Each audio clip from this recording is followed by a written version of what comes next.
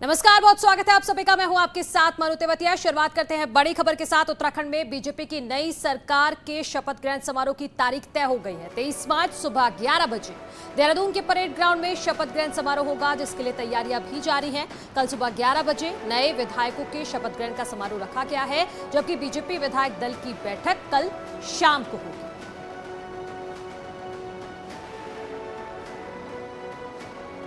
तो उत्तराखंड में 23 मार्च को शपथ ग्रहण समारोह है, जिसकी तैयारियां पूरी कर ली गई हैं। सुबह 11 बजे का टाइम रखा गया है जब शपथ ग्रहण समारोह शुरू होगा। लोकेशन होगी परेड ग्राउंड, वहीं पर शपथ ग्रहण समारोह का आयोजन किया जाएगा।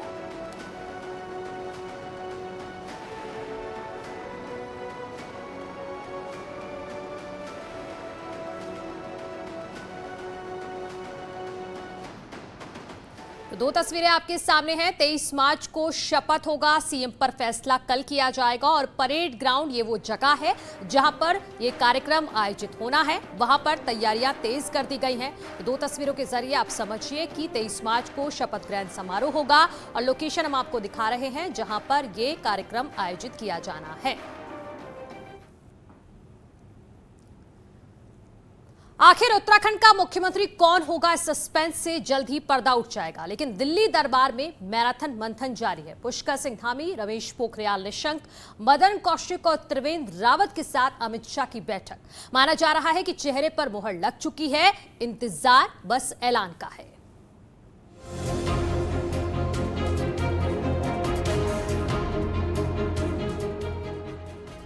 उत्तराखंड विधानसभा चुनाव में प्रचंड जीत के बाद बीजेपी के सामने नए सीएम के नाम को लेकर मंथन चल रहा है। देहरादून से दिल्ली तक इसी बात की चर्चा है कि आखिर वो कौन चेहरा है जो पहाड़ की शपथ लेगा।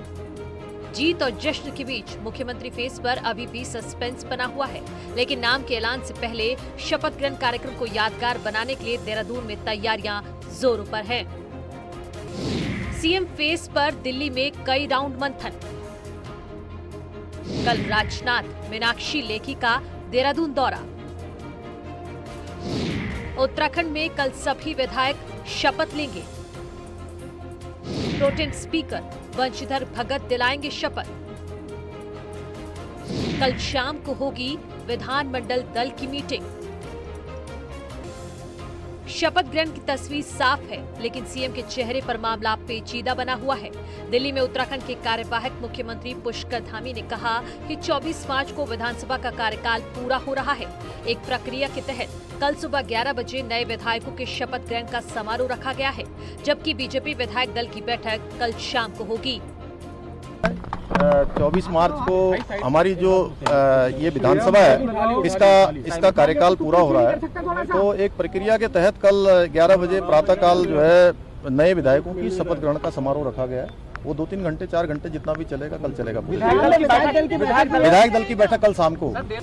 चुनावी नतीजों के 10 दिन बाद भी ये तय नहीं हो पाया है कि आखिर पहाड़ की सरकार का नेतृत्व किसके हाथों होगा, और इसकी खास वजह है पुष्कर धामी का खटीमा से चुनाव हारना।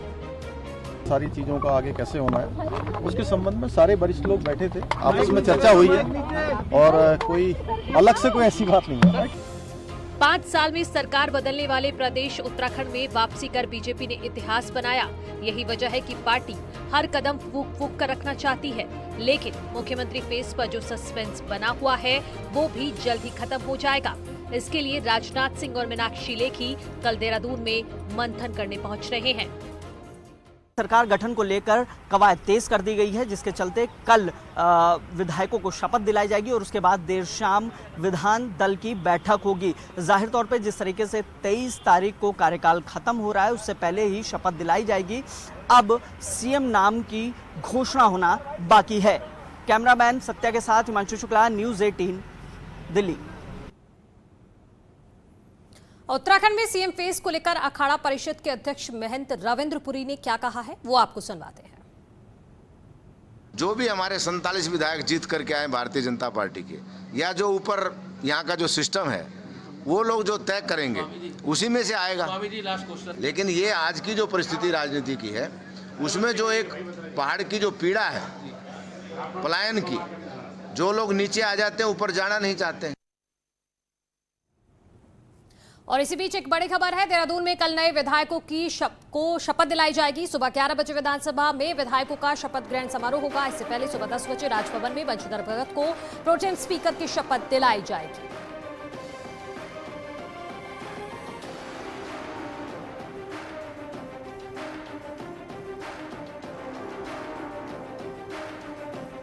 बड़ी खबर हम आपको बता रहे हैं, कल नए विधायकों को शपथ दिलाई जाएगी।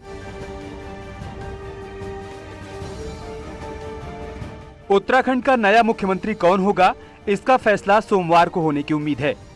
कल शाम विधानमंडल दल की बैठक होगी। उससे पहले आज दिल्ली में अमित शाह के आवास पर उत्तराखंड के सीनियर नेताओं की मीटिंग हुई और सरकार गठन से जुड़े पहलुओं पर चर्चा हुई। क्योंकि हम लोगों की इतनी प्रचंड बहुमत की जीत माननीय प्रधानमंत्री जी के नेतृत्व में हुई है, उसके बाद चूंकि सरकार गठन की प्रक्रिया चल रही है, तो उसमें सभी वरिष्ठ लोगों के बीच में जो है पिछले चुनाव का और सारी चीज़ों का आगे कैसे होना है, उसके संबंध में सारे वरिष्ठ लोग बैठे थे, आपस में चर्चा हुई है और कोई अलग से कोई ऐसी बात नहीं है। देखिए, सामान्य बैठकें होती हैं पार्टी की। जब भी कोई इस तरह के निर्णय होते हैं तो जो पार्टी के सीनियर लीडर होते हैं उनको पार्टी संगठन उनसे बातचीत करता है। तो एक सामान्य प्रक्रिया है और वही प्रक्रिया यहाँ पर कि कल कैसे कैसे शपथ जो होगी, विधायकों की शपथ होगी, फिर विधानमंडल दल की बैठक होगी, तो क्या क्या करेंगे, किस समय करेंगे, थोड़ा परामर्श करके और वो फाइनल किया है। उत्तराखंड में मुख्यमंत्री पद के दावेदार कई नेता हैं, लेकिन आलाकमान की पसंद कौन है, इसका फैसला कल ही होगा। विधानमंडल दल की बैठक से पहले कल सभी नए विधायकों को शपथ दिलाई जाएगी। सीनियर मोस्ट हैं इसलिए प्रोटेम स्पीकर बनाया है और आगे जो जिम्मेदारी पार्टी देगी उसके हिसाब से हम काम करेंगे। रोड मैप जनता के हिसाब से होता है, जनता जैसा डिमांड करेगी उस हिसाब से काम करेंगे। नए विधायकों की शपथ के लिए सभी तैयारियां पूरी हो चुकी हैं, लेकिन सबसे ज्यादा सस्पेंस मुख्यमंत्री के चेहरे को लेकर है और दिल्ली से लेकर देहरादून तक अटकलों का दौर चल रहा है। अब सवाल इसी बात का है कि पहाड़ का मुखिया कौन होगा। वहीं बड़ी खबर कांग्रेस खेमे से है। देहरादून में कल कांग्रेस की अहम बैठक होनी है। बैठक में प्रदेश प्रभारी देवेंद्र यादव और अविनाश पांडे भी मौजूद रहेंगे। उत्तराखंड कांग्रेस के सभी बड़े नेता, विधायक और विधानसभा का चुनाव लड़े उम्मीदवार मौजूद रहेंगे। बैठक में हार के कारणों की समीक्षा की जाएगी। कांग्रेस में हार के बाद जमकर बयानबाजी भी हुई है और नेताओं ने खुलकर कई आरोप भी लगाए हैं। हरीश रावत ने भी कई सवाल उठाए हैं। ऐसे में बैठक के दौरान हंगामा होने के भी पूरे आसार हैं। इसके अलावा बैठक में नेता प्रतिपक्ष और प्रदेश अध्यक्ष के नाम पर भी चर्चा होगी। आलाकमान ने अविनाश पांडे को हार की समीक्षा के साथ ही संगठनात्मक बदलाव के सुझाव देने की जिम्मेदारी सौंपी है। और मेरे सहयोगी दीपांकर जुड़ गए हैं। दीपांकर, और क्या डिटेल है इस बैठक को लेकर?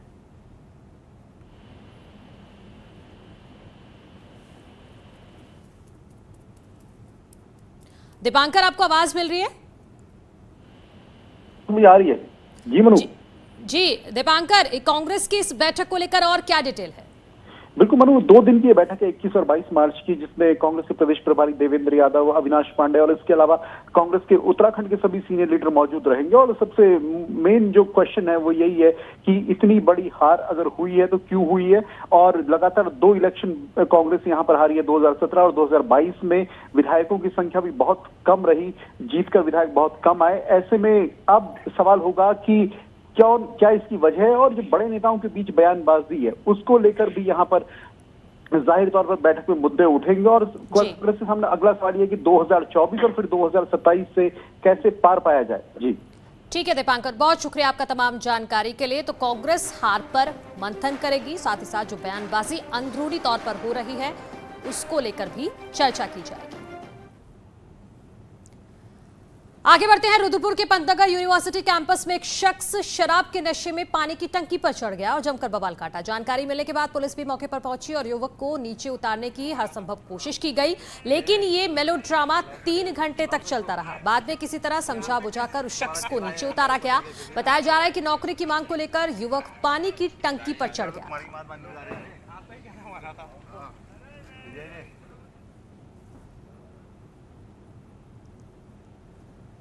देहरादून में एक बार फिर जाम की वजह से स्थानीय लोग परेशान हैं। वीवीआईपी मूवमेंट और झंडे जी मेले की शुरुआत के बाद से जगह जगह ट्रैफिक की समस्या हो रही है। हालांकि जाम के झाम से निपटने के लिए प्लान तैयार किया जा रहा है। सीओ ट्रैफिक के मुताबिक रोड मैप तैयार कर लिया गया है। जल्द ही लोगों को जाम से निजात मिल जाएगा। है 24 तारीख को, जिसमें थोड़ा सा दबाव रहेगा, तो उसमें हमने जो है अलग से ट्रैफिक में ड्यूटीज लगा दी हैं। तो अगर डाइवर्ट करने की आवश्यकता पड़ेगी तो ट्रैफिक को डाइवर्ट भी करेंगे।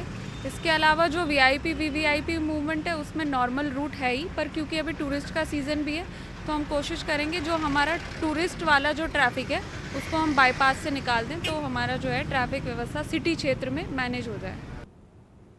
देहरादून के साथ ही हरिद्वार में भी जाम से लोग परेशान हैं। गर्मी बढ़ने के बाद सैलानी पहाड़ का रुख कर रहे हैं, लिहाजा शहर में ट्रैफिक का दबाव भी बढ़ गया है। दो तस्वीरें आपके सामने हैं, राजधानी देहरादून की और हरिद्वार की। आप देखिए कि किस तरह से ट्रैफिक जो है उसका मूवमेंट यहाँ ज़्यादा बढ़ गया है, क्योंकि अब गर्मी भी पड़ने लगी है। तो हरिद्वार, क्योंकि पर्यटक यहाँ ज़्यादा संख्या में पहुँचते हैं, इसकी वजह से भी हरिद्वार में जाम की समस्या देखने को मिल रही है। साथ ही साथ राजधानी देहरादून में भी लोगों को जाम का सामना करना पड़ रहा है।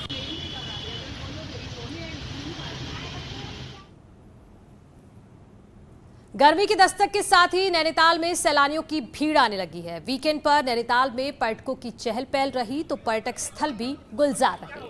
पर्यटक सुहावने मौसम में बोटिंग का लुत्फ उठाते नजर आए तो कारोबारी भी खुश दिखे। महानगरों से आए पर्यटक नैनीताल के मौसम में जमकर एंजॉय कर रहे हैं। मौसम बेटर है, ऑफ कोर्स यहाँ पे तो इस टाइम पे लखनऊ में काफ़ी गर्मी है, तो वेदर वाइज तो फर्क है और अच्छा लग रहा है घूमने को। मॉल रोड ही फिलहाल तो घूमा है। यहाँ का एटमॉस्फेयर बहुत ही अच्छा है और नहीं बहुत ठंडी है, अभी नहीं गर्मी है। मतलब बच्चों के साथ अभी घूमने जैसी सीज़न है अभी ये, तो मैं तो पहली बार ही आया हूँ और मुझे बहुत ही अच्छा लग रहा है और बोटिंग में भी मुझे बहुत मज़ा आया और अभी बहुत सारा घूमना बाकी है मेरा। रुद्रपुर में संदिग्ध हालत में चौथी मंजिल से गिरकर एक युवती की मौत का मामला सामने आया है। सूचना पर पहुंची पुलिस ने मौके पर पहुंचकर घटनास्थल का मुआयना किया और मृतक की रूममेट से भी पूछताछ की। बताया जा रहा है कि मृतक धारचूला के खेत गांव की रहने वाली थी और अपनी मौसेरी बहन के साथ किराए पर रहकर सिडकुल की एक कंपनी में नौकरी करती थी। लड़की नीचे पड़ी हुई थी, 4th फ्लोर से नीचे ग्राउंड फ्लोर पे गई थी और चोटिल थी। ये लोग तत्काल उनको लेकर के अस्पताल पहुंचे। डॉक्टर ने इनको जब ब्रॉड डेड घोषित किया तो उसके बाद से फिर आए यहाँ पे पंचायतनामा पोस्टमार्टम की कार्रवाई कराई जा रही है। सभी एंगलों से हम इसको देख रहे हैं कि किन परिस्थितियों में ये घटना हो सकती है।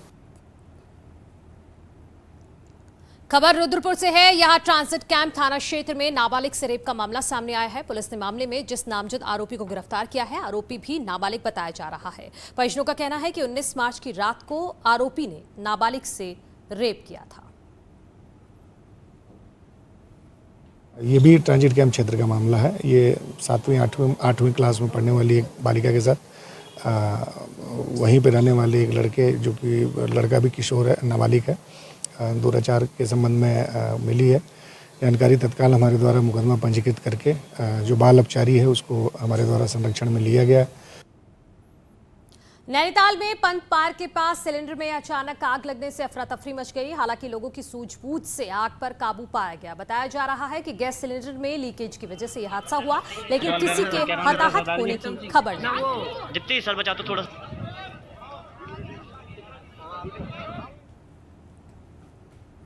उधर कोटद्वार में देवी रोड के पास एक तेज रफ्तार ट्रक सड़क किनारे पेड़ से जा टकराया। हादसे में ट्रक चालक को कई गंभीर चोटें आई हैं। बताया जा रहा है कि रॉन्ग साइड चल रहे बाइक सवार युवक को बचाने के चक्कर में यह हादसा हो गया। हादसे के बाद मौके पर पहुंची पुलिस ने टीम ने ट्रक चालक को ट्रक से बाहर निकालकर अस्पताल में भर्ती कराया।